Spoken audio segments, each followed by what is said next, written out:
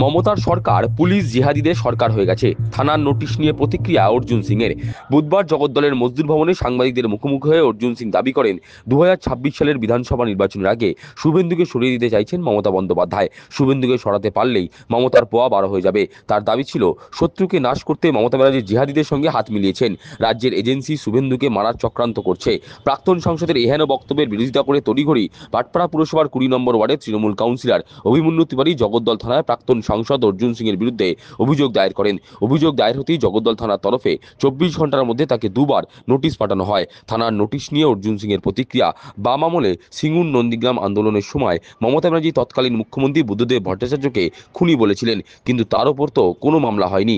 সিঙ্গুরে রাত্রিবেলা দিদিমণিকে যে police officer নাকি মেরে দেওয়ার চক্রান্ত করেছিল, উনি প্রকাশ্যে এসে গান্ধী মূর্তিতে বসে বুদ্ধবাবু খুনি বলছিলেন। যে রাজ্যের মুখ্যমন্ত্রী নন্দীগ্রামে যখন যাচ্ছিলেন চমকাইতলাতে মিটিং করতে, তার সিকিউরিটিকে সিপিএম এর গুন্ডারা মারধর করছিল, বম্বিং করছিল, তখন উনি বলছিলেন কি বুদ্ধ ভট্টাচার্য খুনি। তার উপরে তো কোনো মামলা হয়নি। তার দাবি মমতার সরকার এখন পুলিশের সরকার হয়ে গেছে। মমতার সরকার জিহাদিদের সরকার হয়ে গেছে। প্রাক্তন সাংসদের আশঙ্কা, বাংলার মানুষ সচেতন না হলে 1946 সালের কলকাতা কিলিং এর মতোই ঘটনার পুনরাবৃত্তি হবে। মমতা ব্যানার্জি সরকার এখন পুলিশের সরকার হয়ে গেছে, জিহাদিদের সরকার হয়ে গেছে। বারবার বলছি জিহাদিদের সরকার হয়ে গেছে। কেন আপনি ঘাবড়াবেন না, আপনার বাড়িতেও এসে জিহাদি ঠক ঠক করবে, বলবে আপনার বাড়ি মেয়ে আপনার বউকে আমি বিয়ে করব। এই পরিস্থিতি আসছে। 1946 সালে কলকাতা কিলিং এর পুনরাবৃত্তি হবে যদি এখনো মানুষ সচেত না হয়। এটা সাম্প্রদায়িক কথা না, এটা অরিজিনাল কথা। আমি আমার পরিবারকে নিয়ে বাঁচবো, এটা আমার স্বাধীনতা আছে। সংবিধান আমাকে বাক স্বাধীনতা দিয়েছে যে আমি আমার পরিবারকে কিভাবে বাঁচাবো, এটা আমাকে বলতে হবে। তার সাফ বক্তব্য, 24 ঘন্টার মধ্যে দুবার তাকে নোটিশ পাঠানো হয়েছে, আদালতে এবার জবাব দিতে হবে। এফআইআর 24 ঘন্টার মধ্যে দুবার নোটিশ, জবাব দিতে হবে কোর্টে। ভারতবর্ষ কিন্তু সর্বোচ্চ আদালত আছে। আর যারা এই পুলিশ অফিসাররা এদের তামাক খেয়ে এইসব করছেন, ঘাবড়াবার কিছু নেই। অল ইন্ডিয়া সার্ভিস আইন আসছে, ঘাবড়াবার কিছু নেই। আরে এটা তো সভ্য পার্টি, রাষ্ট্রবাদী পার্টি। নালে যেভাবে বিজেপি কর্মীকে খুন করে এখানে স্টেট এজেন্সি সহযোগিতা নিয়ে, যেভাবে স্টেট এজেন্সি সহযোগিতা নিয়ে শুভেন্দু অধিকারীকে মারার চক্রান্ত চলছে, যদি যদি কোনোভাবে ভিন্ডিক্টেড দল থাকতো, অন্য অন্য স্টেটে এই সব নেতাদের নামে এফআইআর করে এদেরকে টেনে নিয়ে যেত।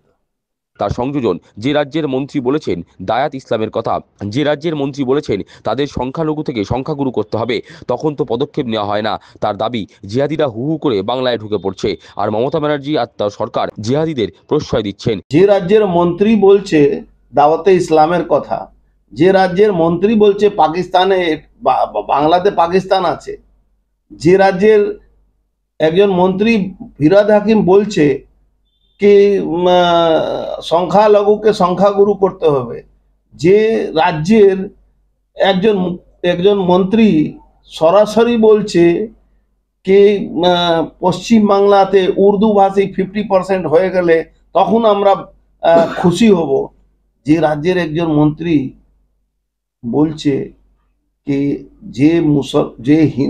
যে ইসলাম ধর্মে জন্মায়নি সে অভাগা আছে, সেখানে সাম্প্রদায়িক কথা কে বলছে আমি তো বুঝতে পারছি না।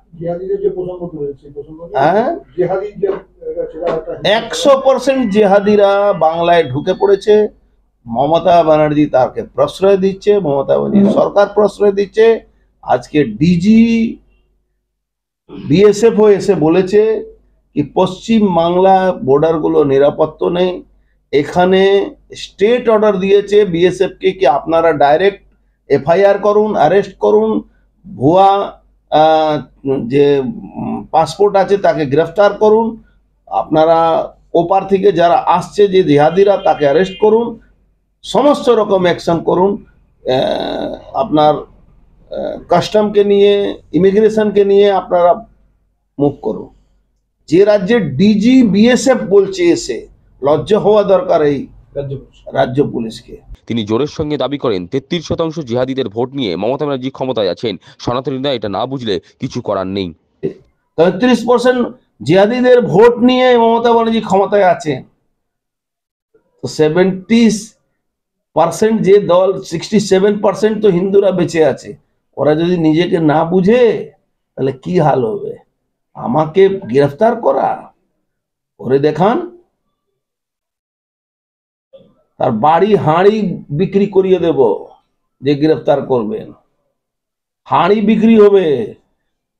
আইনে যদি আমি অপরাধ করে থাকি, নিশ্চয়ই আমাকে কোর্ট সাজা দেবে। কিন্তু বেআইনি ভাবে নোটিশ দিলে আমি ভয় পেয়ে যাব? কি ভাবছেন? বারবার যে নোটিশ দেওয়া হচ্ছে আপনাকে, কিচ্ছু না, এরা ভাবছে আমি ভয় পেয়ে যাব। মূর্খ আছে। পলিটিক্যাল একটা দিক থেকে। পলিটিক্যালি কি আছে এদের? পলিটিক্যালি কিছু আছে? আপনি বলুন তো, তৃণমূলের কাছে কোনো পলিটিক্যাল লোক আছে? তৃণমূল কাছে গুন্ডা আছে আর পুলিশ আছে, এর বাইরে তৃণমূল কাছে কি আছে?